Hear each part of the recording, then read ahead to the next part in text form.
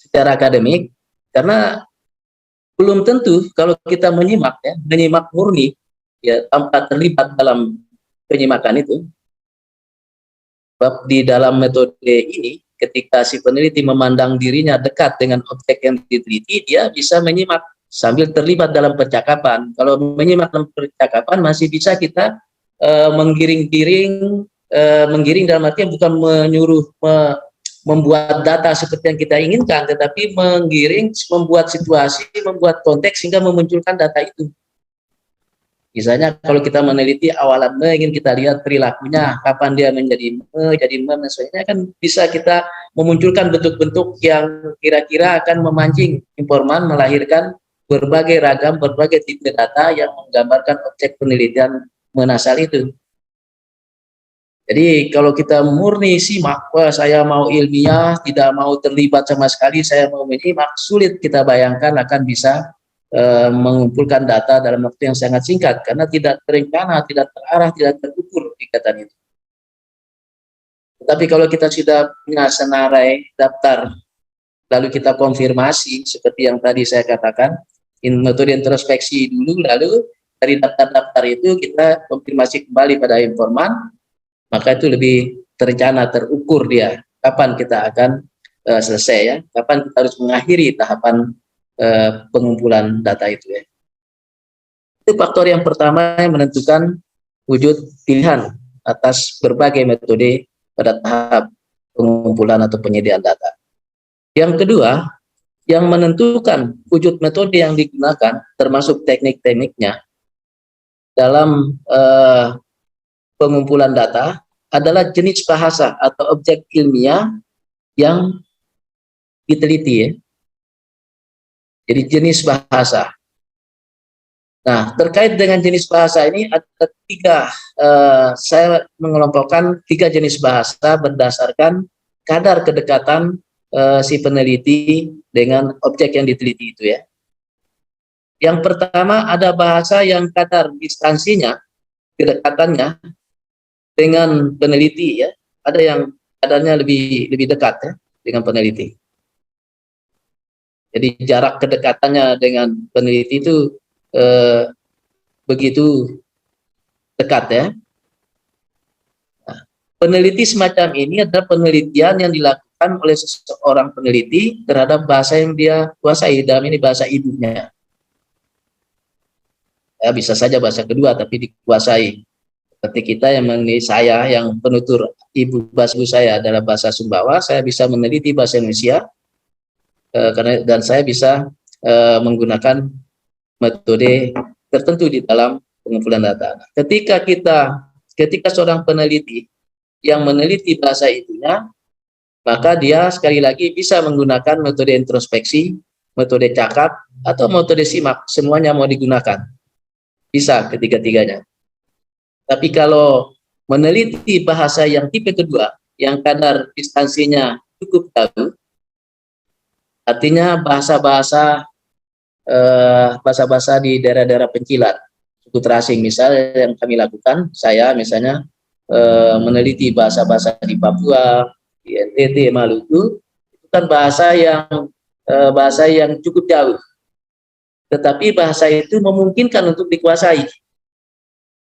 Meskipun saat ini saya belum menguasai, tapi memungkinkan, membuka peluang untuk dikuasai. Itu akan mempengaruhi juga pilihan metode. Sedangkan bahasa yang kadar distansinya sangat jauh, itu bahasa-bahasa yang sudah punah. Misalnya kita mau meneliti bahasa Jawa kuno, yang sekarang penuturnya tidak ada, yang ada hanya dalam bentuk dokumen ya. Nah, kalau kita meneliti bahasa-bahasa yang sudah terancam punah seperti ini, bukan terancam, yang sudah punah seperti ini, maka satu-satunya metode yang bisa digunakan adalah metode simak. Sekali lagi saya ingin menekankan bahwa konsep simak dan cakap di sini tidak berhubungan dengan keterampilan berbahasa dalam konteks pembelajaran atau pemerolehan bahasa. Jadi kalau kita melihat keterampilan yang dikuasai, yang harus dikuasai dalam berbahasa itu kan ada 4 ya. Itu keterampilan berbicara, menyimak, itu berhubungan dengan bahasa lisan. Kemudian keterampilan membaca dan menulis yang berhubungan dengan bahasa tulis ya. Nah, konsep menyimak dan cakap di sini sama sekali tidak ada hubungannya dengan persoalan keterampilan bahasa. Tapi istilah ini kami gunakan, saya gunakan sebagai istilah di dalam konteks metodologis ya.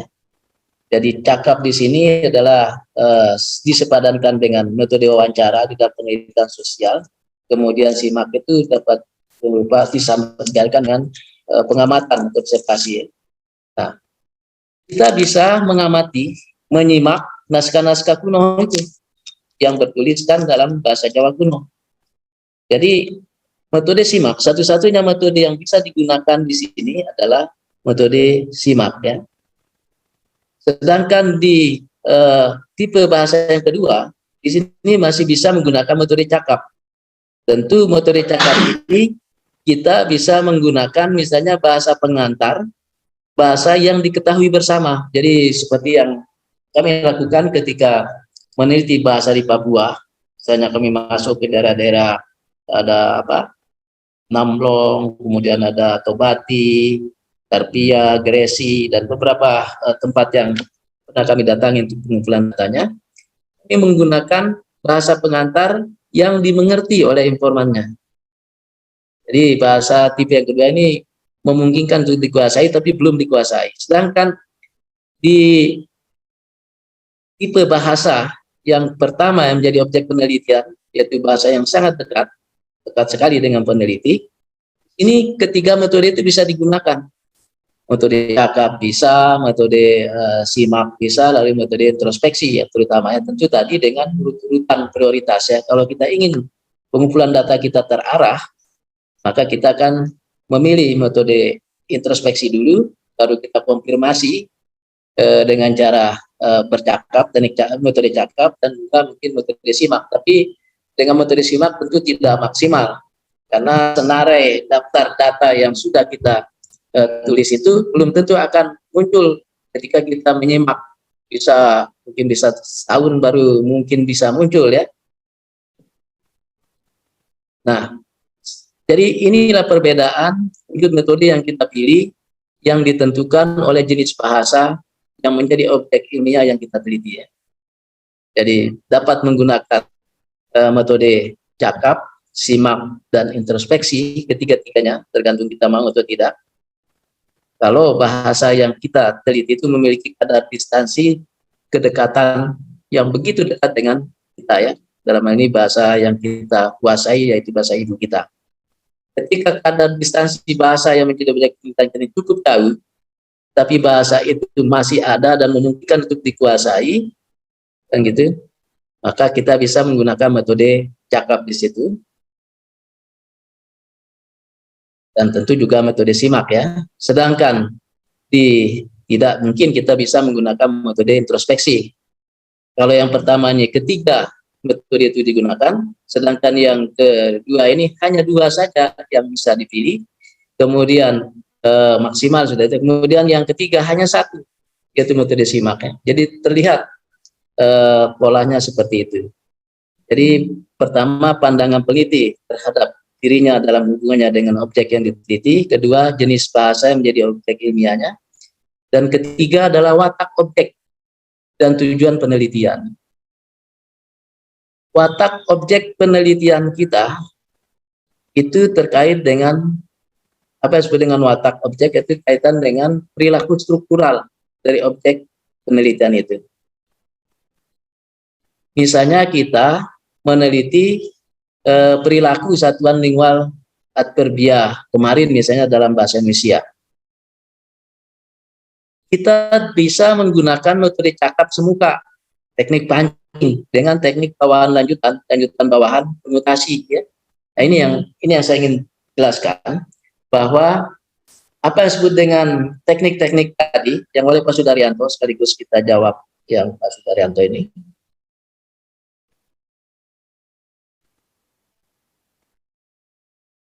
Nah, kalau Bapak Ibu melihat di diagram ini masuk ke dalam teknik lanjutan bawahannya.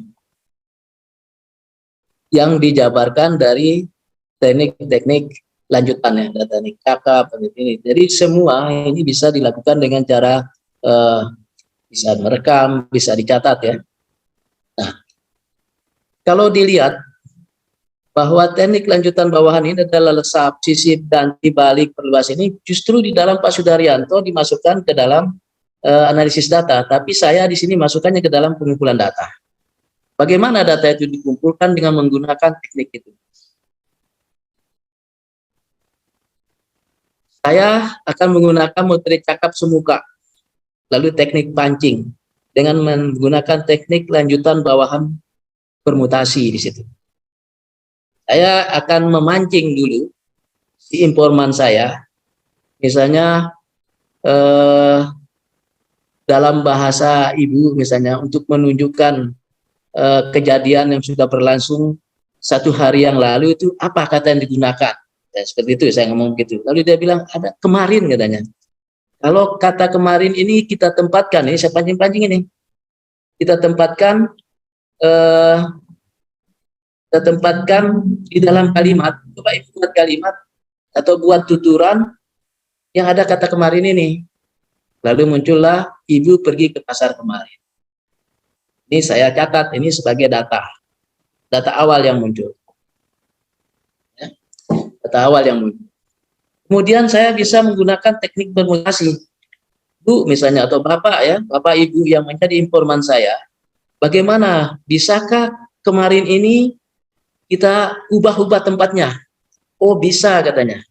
Nah coba Ibu Bapak ubah, muncullah kalimat yang pertama misalnya, kemarin Ibu pergi ke pasar. Jadi sudah 2 data kita. Kemudian saya tanya lagi, bisakah tidak dengan diubah lagi posisinya ke tempat lain? Oh bisa, masih ada enggak? Masih bisa katanya. Muncullah Ibu kemarin pergi ke pasar.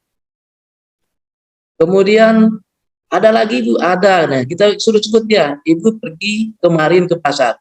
Jadi kita sudah punya 4 data, 4 tipe data yang menggambarkan letak struktur, secara struktural, posisi struktural dari aktor biaya kemarin itu ya.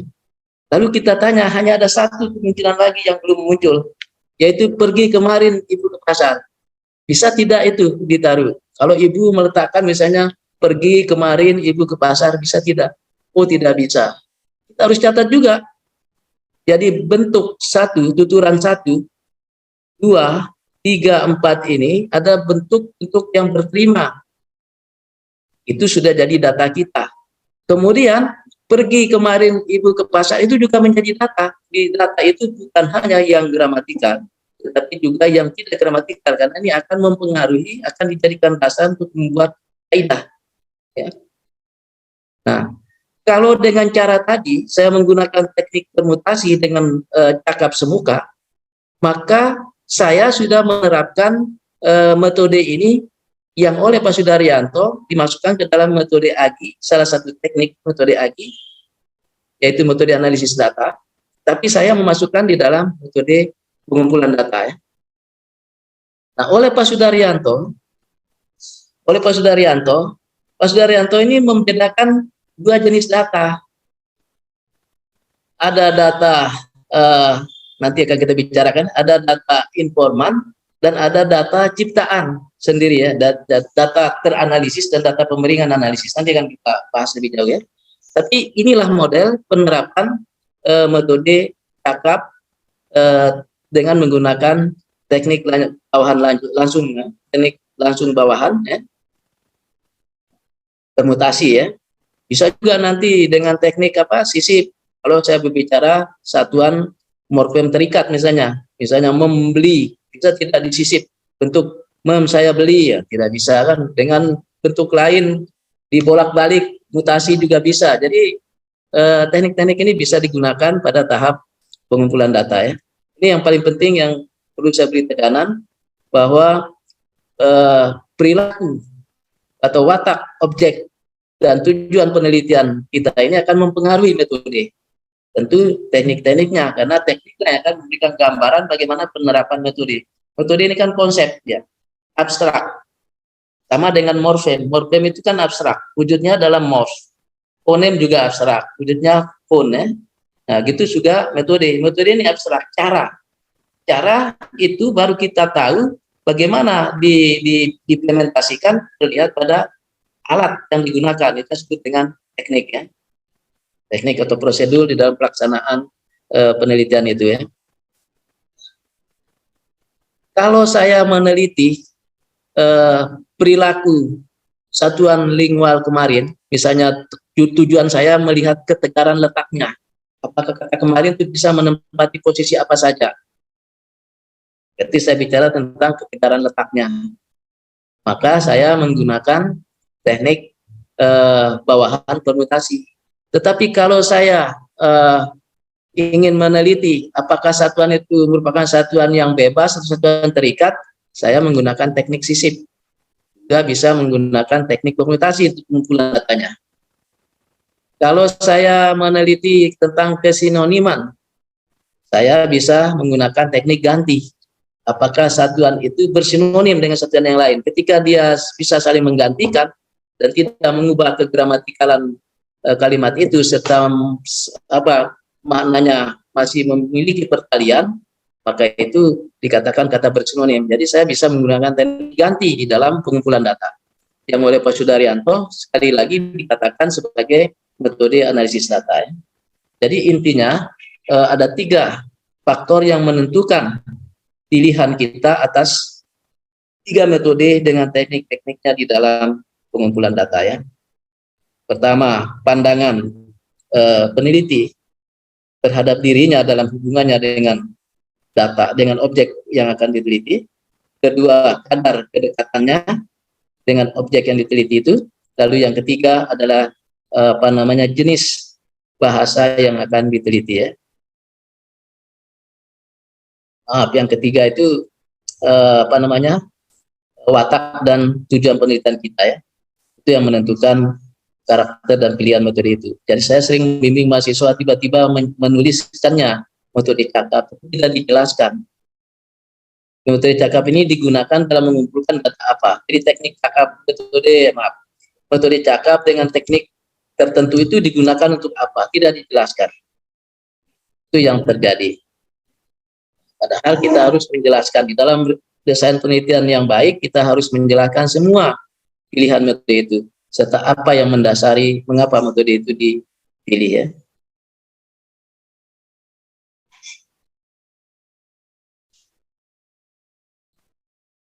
Nah, saya di sini sengaja mempertentangkan antara metode yang ditulis oleh Pak Sudaryanto dengan apa yang saya tulis.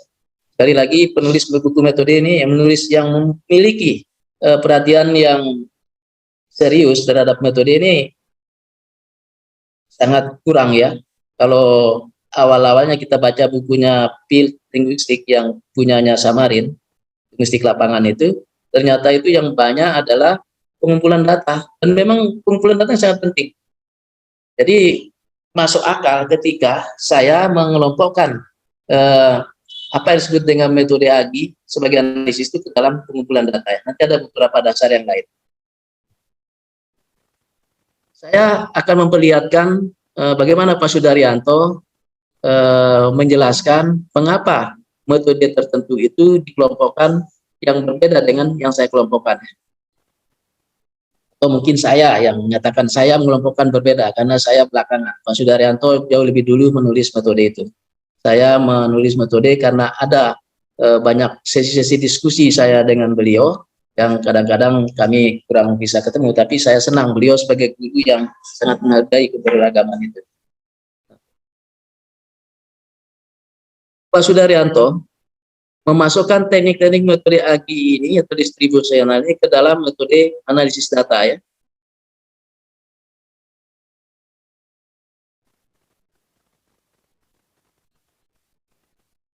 Oleh beliau dikatakan bahwa secara konseptual dan dalam kerangka kerja analisis, jadi beliau berpegang pada konsep teoritis dan kerangka kerja analisis, beliau mengelompokkan data itu ke dalam 2 jenis, 2 wujud ya.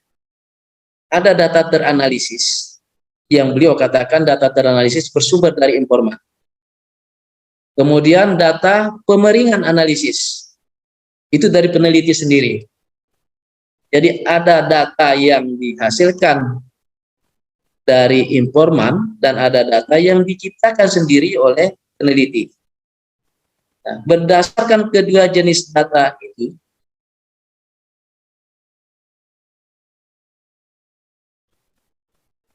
beliau membedakannya sekali lagi pada sumber data itu diperoleh. Yang satu diperoleh dari katakanlah, iya.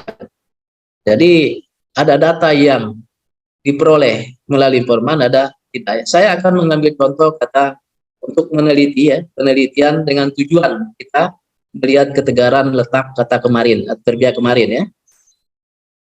Jadi tujuannya seperti itu. Kita akan meneliti struktur bahasa. Ya. Ada sekian data, ada 5 data. Ibu pergi ke pasar kemarin. Kemarin ibu pergi ke pasar. Ibu kemarin pergi ke pasar. Ibu pergi kemarin ke pasar. Lalu yang terakhir ada pergi kemarin ibu ke pasar. Yang terakhir itu tidak gramatikal, ada tanda tidak gramatikalnya. Nah, data ini kalau kita menggunakan konsep Pak Sudaryanto, maka metode ini tidak boleh kita kumpulkan semua data ini. Ya. Kalau kita menggunakan konsep ada data yang diperoleh dari informan, ada data yang hasil ciptaan peneliti sendiri. Karena beliau membagi secara ketat 2 jenis data itu. Ya. Kalau kita meneliti dengan tujuan melihat ketegaran letak kerja kemarin, maka ada kemungkinan 5 tipe data. Yang 1, 2, 3, 4, 5. Ada 5 kemungkinan tipe data. Kalau kita menggunakan teori Pak Sudaryanto, maka kita pada saat pengumpulan data tidak perlu semuanya kita kumpulkan. Cukup saja 1, 2 atau 1, 2, 3 kita kumpulkan. Nanti kan bisa kita ciptakan sendiri oleh peneliti yang meneliti bahasa ibunya, kan begitu. Kalau kita menggunakan konsep Pak Sudaryanto, karena ada data pemeringan analisis. Pemeringan analisis inilah yang diciptakan oleh peneliti. Jadi kalau di dalam pengumpulan data kita hanya memiliki kita mengumpulkan data 1 ke 1 tipe 2 dan 3 ini, kita stop pengumpulan data. Lalu kita menganalisisnya. Di dalam analisis kita munculkan data baru, data 45 ini. Maka data 45 ini data pemeringan analisis yang diciptakan oleh peneliti sendiri yang kebetulan meneliti bahasa yang dikuasai. Sedangkan data 1, 2, 3 ini, tipe 1, 2, 3 ini hasil ciptaan informan. Masalah menjadi begini, kalau pada tahap penyediaan data, kita sengaja mengakhiri penyediaan data itu sampai di situ. Kalau nanti saya akan ciptakan sendiri, atau saya menguasai bahasa itu. Karena saya tertekan atau berfokus berpegang pada 2 jenis data itu, data teranalisis dan data pemeringan analisis. Kalau itu yang dilakukan, ada unsur kesengajaan yang dilakukan oleh peneliti, maka itu telah mengingkari hakikat penelitian yang objektif. Kedua, mengingkari bahwa tahap penelitian, tahap penyediaan data, pengumpulan data itu baru akan diakhiri ketika semua tipe data diperoleh. Mungkin kita akan berjawab, loh, bagaimana saya tahu tipe data? Bagaimana saya tahu bahwa Atterbia kemarin itu secara struktural dapat menempati posisi-posisi yang sekian itu?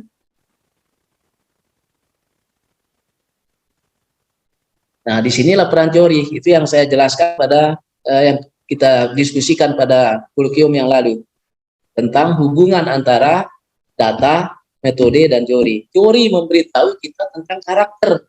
Yang namanya Atterbia itu cenderung tidak tegar, dia posisinya selalu berpindah-pindah. Nah, selalu berpindah-pindah harus kita buat semua peluangnya. Kalau ada sekian kata yang menjadi unsur pembentuknya, 1, 2, 3, ini frase ini 1, kita anggap 1, lalu kemarin ada 4, kan gitu. Berarti kemungkinannya ada 5 yang akan mungkin bisa menjadi tipe data itu. Yang standar pasti 4. Dan yang satunya kita perlukan untuk menjelaskan bahwa kemungkinan lain yang 5 itu ternyata tidak dimungkinkan, dan situlah sistem yang mengatur bahasa itu, dan ini akan menjadi kerumusan kaidah, nanti kita lihat ya. Jadi sekali lagi, dengan berpegang pada konsep data teranalisis dan data pemeringan analisis, ini kita paksa mengingkari niat kita sebagai peneliti yang pada tahap pengumpulan data itu kita harus mengumpulkan data sampai semua tipenya terkumpulkan ya. Nah, setelah data dianalisis,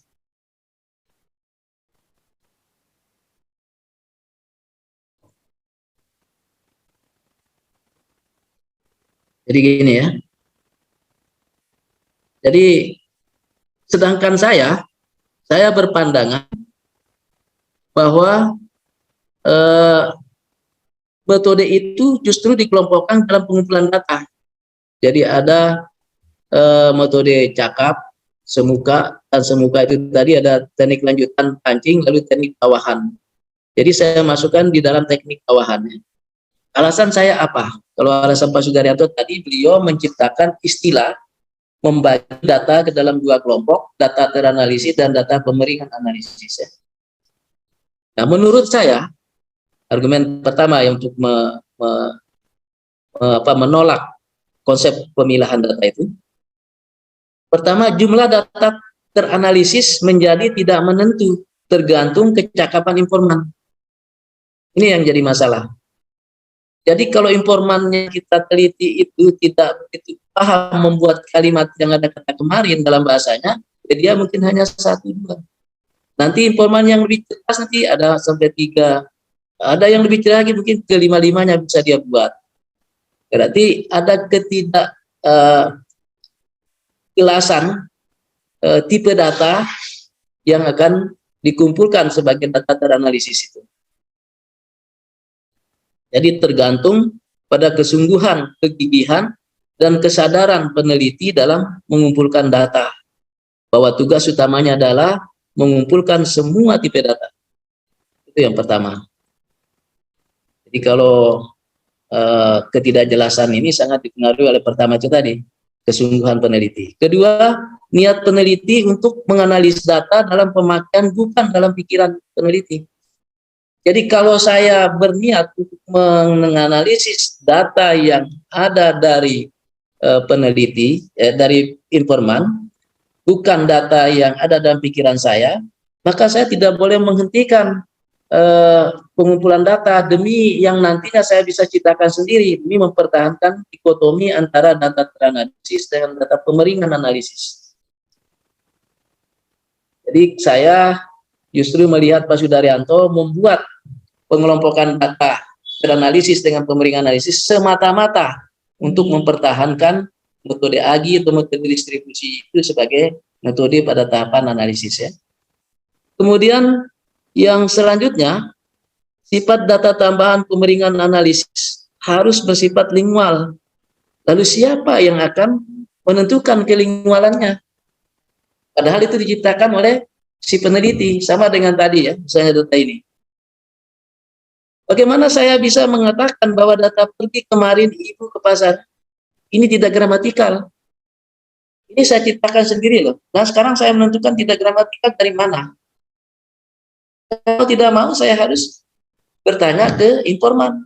Kalau saya tidak bertanya ke informan, saya paksakan data ini, berarti saya analisis data yang dalam pikiran saya. Itu maksudnya ya. Jadi ini yang terjadi kalau kita menerima dikotomi seperti itu. Oleh karena itu sekali lagi, metode ini, metode AGI, saya tidak memasukkan ke dalam metode analisis data, tetapi saya mengklasifikasikan berdasarkan tekniknya yang gambaran konkret pelaksanaan metode itu ke dalam metode pengumpulan data, di metode cakap, teknik pancing, lalu teknik bawahan, ya, teknik langsung bawahan yang dibagi ke dalam metode teknik ulang, mutasi, kemudian sisip dan lain sebagainya itu. Itu dasar saya yang pertama. Nah, ada yang menarik sebenarnya yang diingkari oleh buku Pak Sudaryanto, ya. Misalnya beliau berpendapat di dalam bukunya atau 86 itu ada buku tipis itu, mungkin tidak banyak yang dapat karena dia dulu cetak kecil-kecil itu kan, tidak tebal-tebal, tapi banyak konsep yang luar biasa di dalam bukunya karena beliau seorang filosof sebenarnya yang linguis, ya. Pada bukunya yang 86 ini beliau menyatakan, ini diingatkan, betul-betul kita diingatkan, peran ganda itu, jadi tadi seorang peneliti yang melihat kadar kedekatan dirinya dengan objek itu sangat dekat ketika meneliti bahasa ibunya, karena itu dia dapat berperan ganda di situ menggunakan metode introspeksi dan gitu sebagai peneliti. Nah, peran ganda itu perlu disadari sesadar-sadarnya. Jadi diulang betul ini, sadar sesadar-sadarnya. Jadi harus benar-benar sadar. Yang bagaimanapun betul-betul harus dibedakan satu sama lain. Jadi harus dibedakan kapan saya menjadi peneliti, kapan saya menjadi informan terhadap penelitian saya. Yang saya teliti itu. Kan ini yang maksudnya. Nah, ketiadaan pembedaan antara kedua peran itu akan mengakibatkan kesalahan langkah yang fatal. Nah, maunya yang dikumpulkan data kebahasaan yang digunakan, tidak tahunya yang dikumpulkan adalah pikiran peneliti sendiri. Nah, itu tadi. Karena ada maunya, karena beliau sudah patok, ada data teranalisis, ada data penganalisis. Seperti di dalam penelitian itu ada dua data yang dianalisis itu. Data yang diciptakan oleh peneliti sendiri dan data ciptaan informan. Padahal beliau sudah memberi tekanan di dalam bukunya 1986 ini, ya. Lalu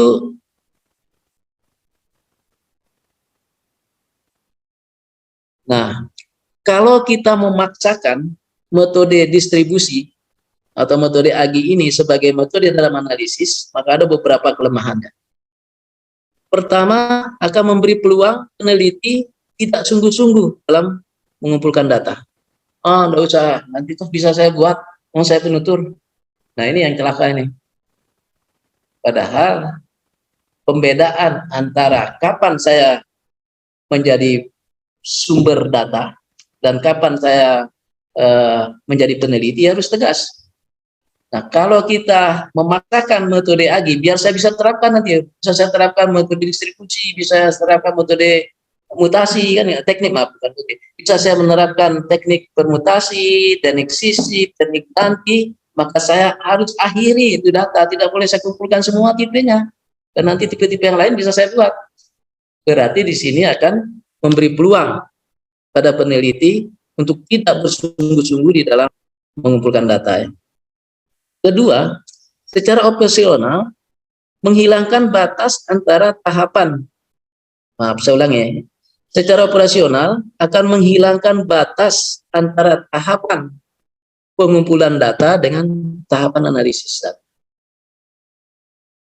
Karena nanti bisa diciptakan ada data baru yang dikumpulkan pada saat analisis, kan itu. Karena namanya data pemeringan analisis. Berarti data yang ditambah baru pada saat pelaksanaan tahap analisis. Jadi tidak ada batas yang tegas antara konsep pengumpulan data, tahapan pengumpulan data dengan tahapan analisis data. Beliau ini sebenarnya terjebak di konsep penelitian grounded itu. Jadi penelitian grounded itu kan antara pengumpulan dengan analisis itu berjalan simultan dia. Jadi sambil menganalisis, membangun kaidah-kaidah, dia tes lagi, kan gitu, cari data lain terus seperti itu, bergulir. Seperti bola salju itu kan, itu konsepnya. Jadi beliau satu sisi mempertahankan konsep data, tapi saya lihat beliau sangat memegang ingin menyamakan metode yang dibangun ini dengan metode grounded itu di dalam penelitian grounded itu. Bahwa tahapan penelitian, tahapan pelaksanaan pengumpulan data dengan analisis data merupakan satu kesatuan yang integral. Ketiga tahapan di dalam pelaksanaan penelitian, pengumpulan, analisis, dan penyajian analisis itu dilakukan secara simultan kalau di dalam penelitian itu kan. Nah itu beliau karena mungkin saat-saat itu memang sedang lagi hebohnya penelitian grounded itu, sampai dulu kan ada yang dilatih di Aceh di mana-mana oleh LIPI waktu itu ya, saking hebohnya itu. Dan beliau dilihat sebagai perkembangan baru.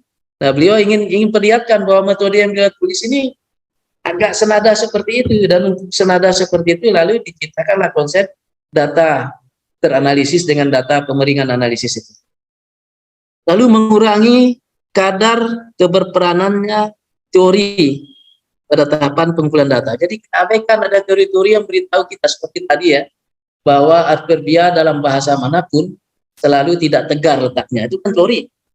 Nah saya abaikan itu, udah kumpulkan saja di informan kan gitu, tidak usah pakai teori. Informan tidak usah dilanjutkan karena ada sebenarnya pengabaian itu sudah diketahui, ada di kepalanya peneliti kan tentang karakter itu, tapi sengaja tidak mengumpulkan semua tipe data itu supaya bisa menerapkan analisis dengan menggunakan metode AGI itu ya.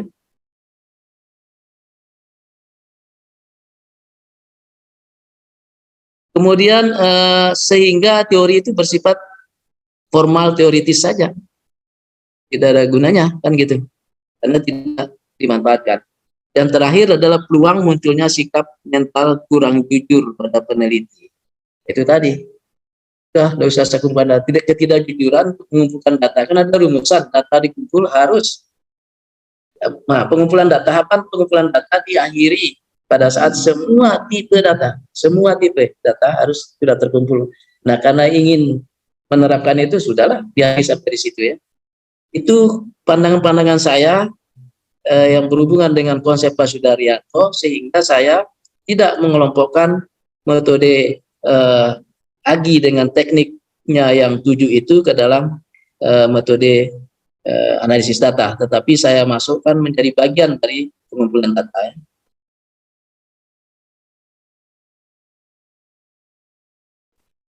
Nah, sekarang kita masuk ke metode analisis data.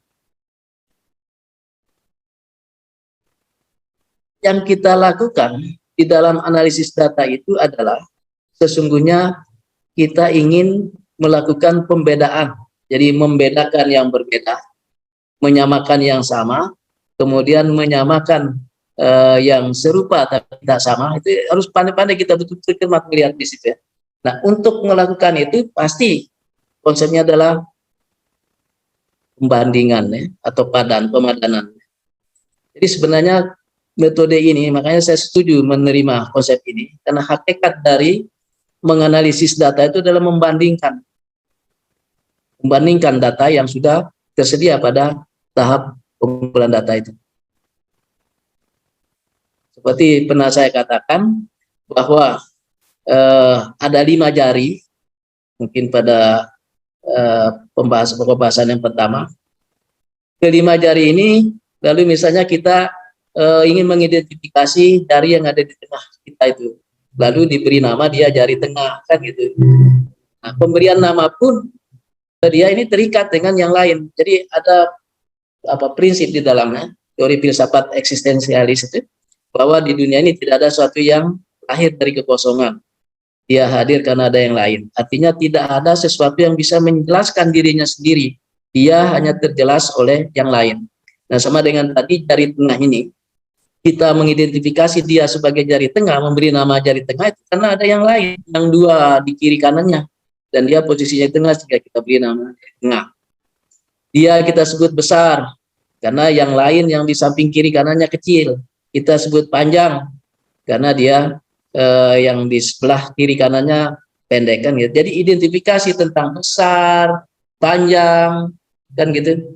Namanya tengah juga itu karena ada yang lain. Jadi terjelaskan oleh yang lain. Makanya prinsip di dalam analisis data sebenarnya membandingkan, memadankan. Makanya saya setuju sekali dengan metode padan ini.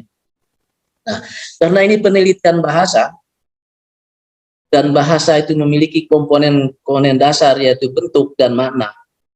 Itu ya satuan-satuan yang berupa bunyi satuan-satuan lingual itu, sedangkan mana yang komponen apa namanya itu mentalnya ya, jadi gagasan pikiran yang ada di bentuk itu.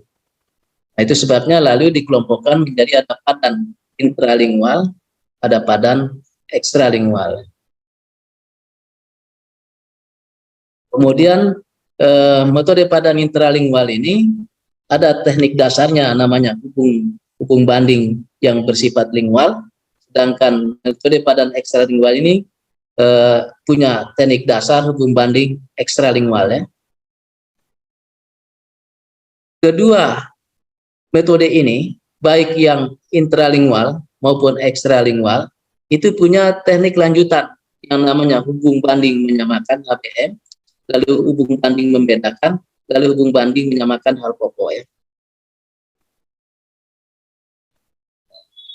Apa yang menjadi persyaratan bahwa perbandingan itu bisa dilakukan ya? Pertama, bahwa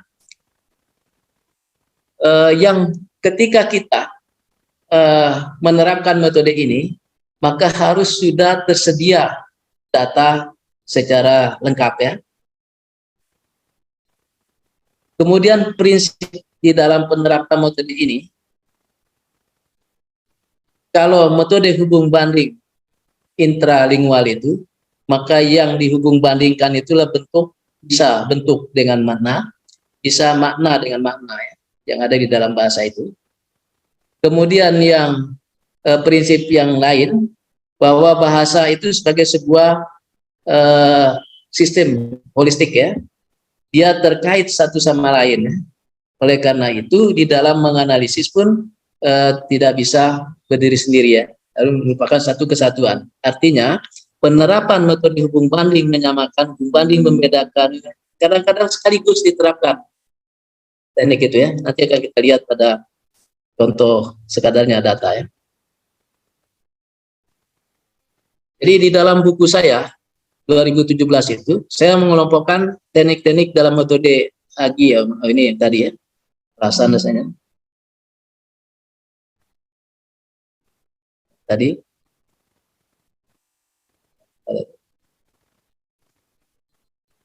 Nah, misalnya ini, bagaimana menerapkan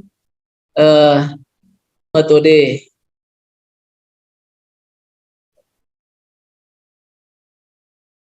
hubung banding menyamakan itu, dan hubung banding membedakan, serta hubung banding menyamakan hal pokok ya.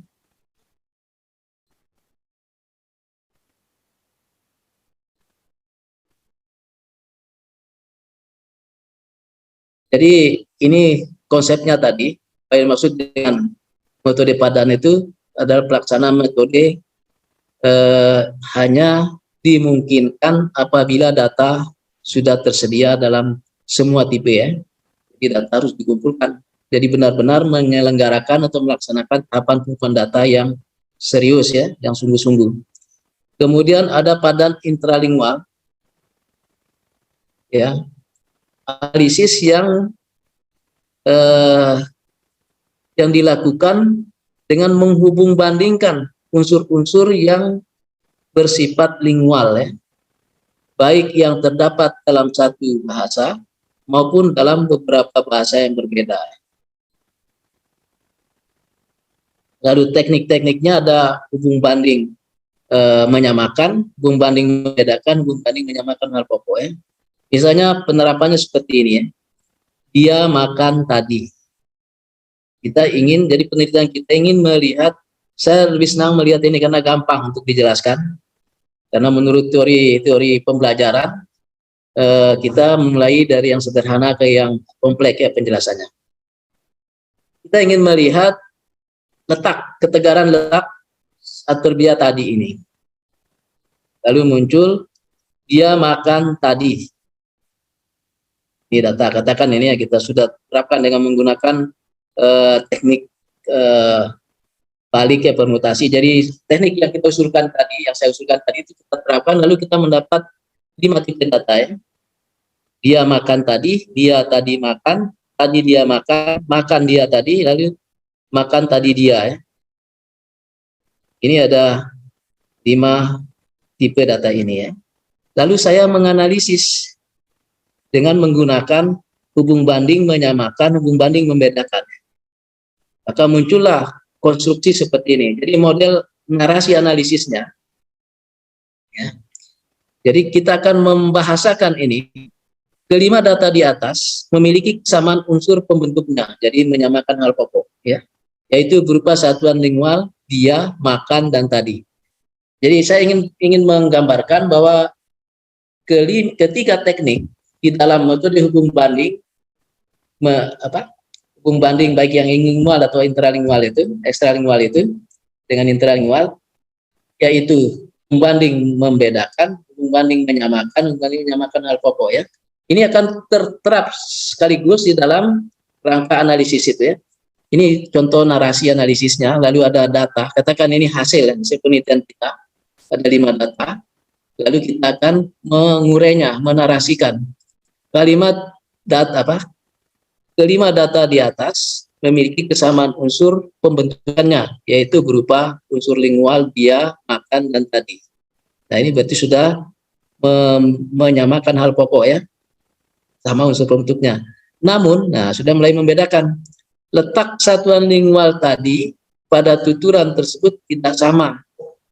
Apabila dibandingkan antara letak satuannya, sudah mulai menggunakan metode itu, sudah eksplisit menggunakan metode itu, ya.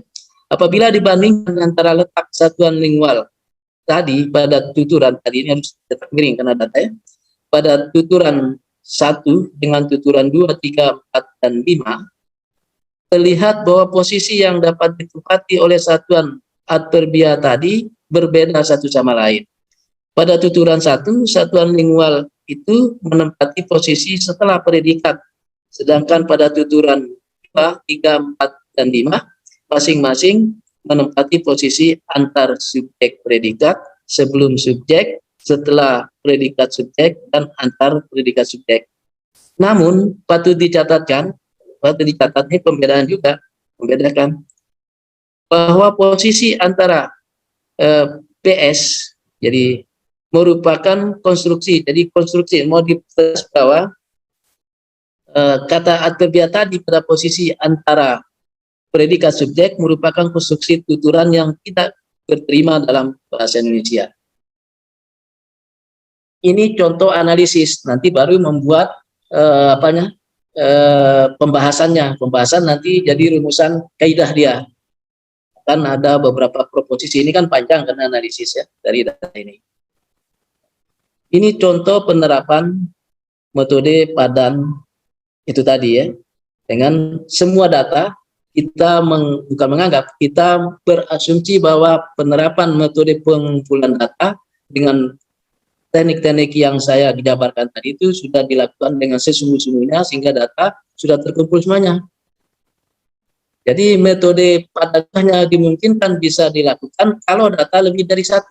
Tidak mungkin data hanya 1 bisa dibandingkan. Dan semua penelitian apapun dalam bidang ilmu apapun dasarnya adalah pembandingannya.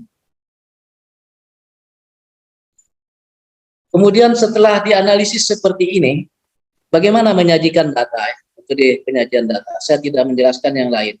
Nah, ada metode untuk genolinguistik, ada metode untuk sosiolinguistik, yang nanti akan kita bicarakan pada seri-seri karena ada sekian seri dari kegiatan ini. Kita usahakan dalam setahun ini selesai.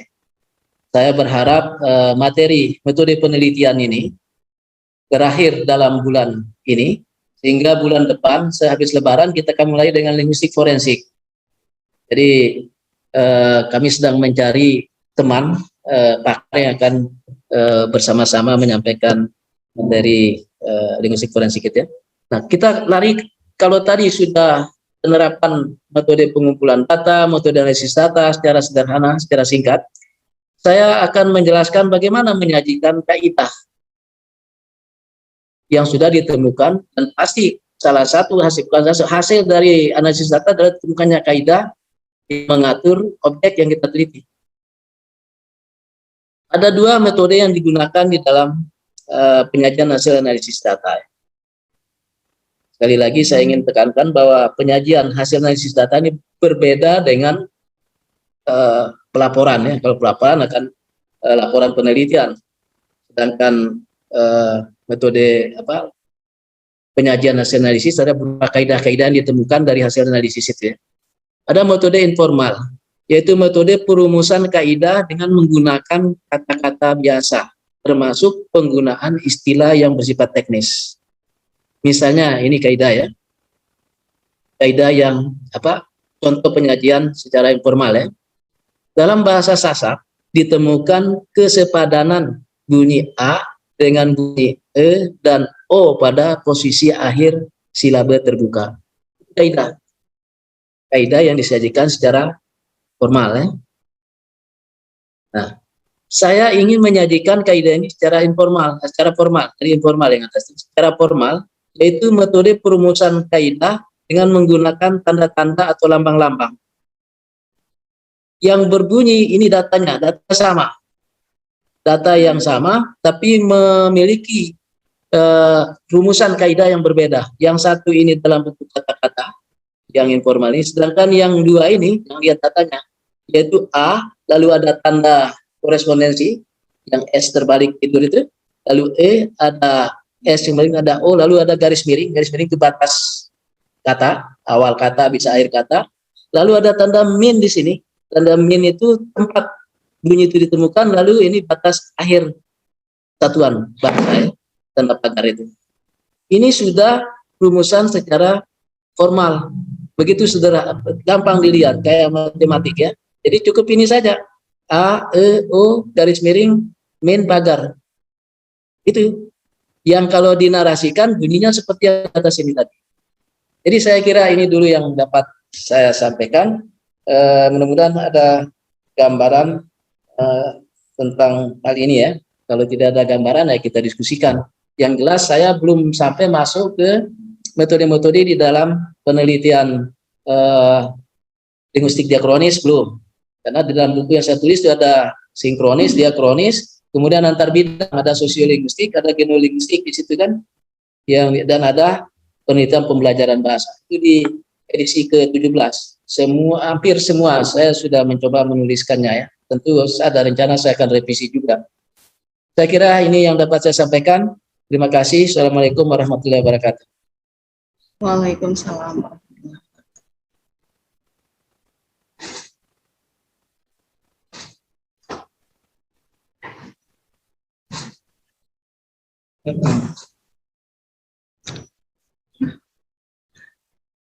Baik, terima kasih kami ucapkan kepada narasumber kita, Prof. Masun.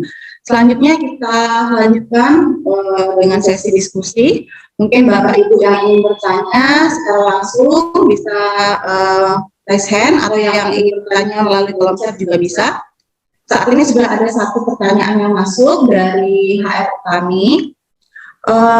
Pertanyaannya, mengapa tidak kita tegaskan saja, Prof, jika data diperoleh dari teks digunakan teknik menyimak, sementara jika data diperoleh secara lisan dipakailah teknik yang disebut cakap semuka, atau yang oleh Pak Dar disebut teknik simak libat cakap. Penyebutan simak ini sangat membingungkan. Ya, silakan, Prof. Ya, terima kasih ya. Jadi begini, sekarang kita menggunakan tradisi di dalam ilmu ya, pengetahuan ya. Boleh jadi istilah sama, tetapi ranah pemakaiannya berbeda. Misalnya istilah morfologi ya. Morfologi itu ternyata ada juga di ilmu pertanian. Saya bicara tentang struktur tanah. Itu morfologi tanah. Sementara kita morfologi itu bentukan kata. Nah, kata simak, sekali lagi saya sudah tegaskan bahwa simak ini jangan dibawa dalam pengertian jenis-jenis keterampilan di dalam belajar atau pemerolehan bahasa ya. Tapi kita gunakan sebagai istilah teknis di dalam metode. Itu yang pertama. Yang kedua, kalau kita ingin tegaskan bahwa bahasa lisan itu menyimak, kemudian bahasa tulis itu bahasa tulis itu menyimak, maaf ya, bahasa lisan atau apa tadi? Pertanyaannya, bahasa lisan itu menyimak, bahasa tulis itu bahasa lisan mungkin cakap semuka. Ya. Bahasa lisan itu cakap semuka, kemudian bahasa tulis itu menyimak. Saya kan juga bisa mengumpulkan data dengan menyimak orang sedang berbicara. Jadi konsep menyimak ini memang dibawa lebih luas ya, yang tidak percakapan tetapi berupa dokumen yang kita sedia. Ambil fitur semantik tersedianya ada yang berbicara, tersedianya ada yang tertulis. Jadi akan menjadi penerapan itu semata-mata ingin paksakan konsep menimani dan kakap itu sebagai konsep di dalam keterampilan berbahasa. Itu keliru. Tapi konsep ini kita bawa, istilah ini kita bawa ke dalam ranah metodologi itu ya, ini metode penelitian bahasa. Jadi dimaknai secara luas. Saya kira itu ya. Kita pegang saja bahwa ada kata yang sama, tapi bisa berbeda tergantung pada bidang di mana tidak digunakan. Seperti tadi saya ada teknologi, ada di dalam pertanian, ada di bidang lain kan, dan sebagainya itu. Baik, terima kasih, Prof. Pertanyaan selanjutnya dari Sriwiyanti. Apakah metode informal dan metode formal dapat digunakan secara bersama-sama? Ya, sebenarnya metode itu bisa saja digunakan bersama-sama ya. Tapi sekali lagi di dalam linguistik ya, terutama linguistik diakronis, diskursus komparatif, sudah lebih banyak menggunakan simbol-simbol seperti yang saya tunjukkan tadi. Tetapi ada juga narasi, sehingga situ adalah kombinasi antara penyajian formal dan informal. Ya. Nah sekarang dengan model pembatasan karya dan halaman, jika kalau dinarasikan menjadi panjang, orang lalu membuat rumusan kaidah dalam bentuk formal tadi, seperti yang saya contohkan bagaimana kaidah yang cukup narasinya, tetapi ketika dibuat dalam bentuk formal dia hanya satu baris ya, itu pun tidak penuh barisan. Nah sekarangnya ya, kisahnya linguistik, jangan diartikan penggunaan lambang satu saja lalu dianggap itu sebagai penyajian formal, jangan. Tapi keseluruhan kaidah itu. Coba mana tadi? Bentar ya kita lihat. Nah, ini kalau dilihat A, kemudian ada S yang terbalik, E, dan ini satu kaidah. Dan kalau dirumuskan ini dia panjang ini. Jangan lalu dikira ini kombinasi, karena dalam ini kan lambang fonetis ini. Lambang fonetis, kaidah ini kan keseluruhan nih. Jadi kalau akan menggabung, rasa-rasanya dua kali penyajian dan orang menggunakan kan sudah menjadi kesepakatan, bukan dibuat oleh satu, tapi ini kesepakatan dalam dunia linguistik diakronis. Oh, yang namanya posisi akhir itu seperti ini, ada tanda ini menunjukkan tempat bunyi itu, sedangkan ini batas akhir satuan itu. Tapi kalau buat di depan pakar lalu ada tandanya sih, berarti awal kata ini atas ini merumuskan apa kaidahnya. Ada lagi kalau korespondensi itu sempurna, dia pakai di bawahnya S ini. Itu kan kesepakatan. Tapi yang dimaksud dengan kaidah itu adalah rumusan satu proposisi, satu pernyataan. Tapi kalau ini kan bukan pernyataan ini, kan simbol fonetis. Jadi jangan dibilang bahwa yang ialah campuran antara kaidah rumusan kaidah formal dan informal. Nah, dalam bahasa banyak yang bisa kita sajikan begitu, hanya di dalam linguistik tertentu, terutama diakronis yang saya paling paham menggunakan kaidah-kaidah formal seperti ini. Tapi kalau dalam linguistik yang deskriptif biasa, ya banyak menggunakan narasi ya, narasi bersifat formal ini. Tapi sekali lagi yang paling campuran antara penyajian formal yang formal. Karena ini kaidahnya keseluruhan ini. Penggunaan tanda ini adalah menunjukkan bunyi saja, lambang bunyi kan. Kalau pakai suku, fonemis pakai kurung kelawal. Kalau fonemis, morfemis itu kurung kelawal, kemudian fonemis itu pakai garis miring. Itu. Jadi intinya kalau ini ya sendiri-sendiri, saya tidak masalah buat 3 kali. Formal buat formal itu kan menghabiskan energi saja. Itu Ika. Ya, terima kasih Prof. Mungkin tadi ada pertanyaan Pak Hairul Paridi sempat raise hand, mungkin bisa bertanya sekarang. Kami berikan waktu. Atau Bapak Ibu yang lain juga ingin mengajukan pertanyaan secara langsung kepada Prof, bisa raise hand. Nah, bisa juga melalui kolom chat.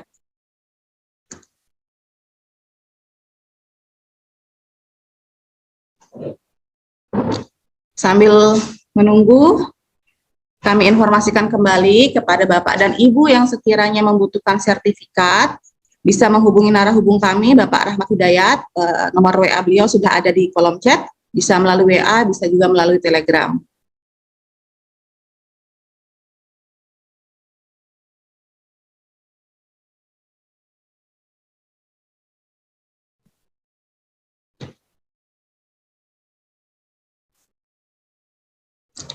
Baik.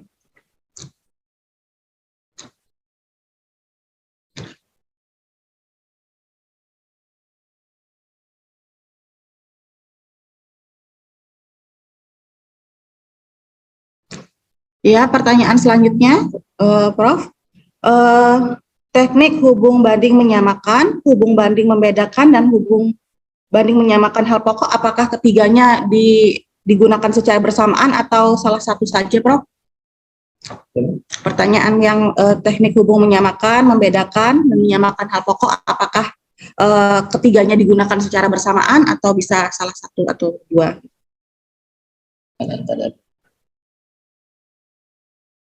Bentar.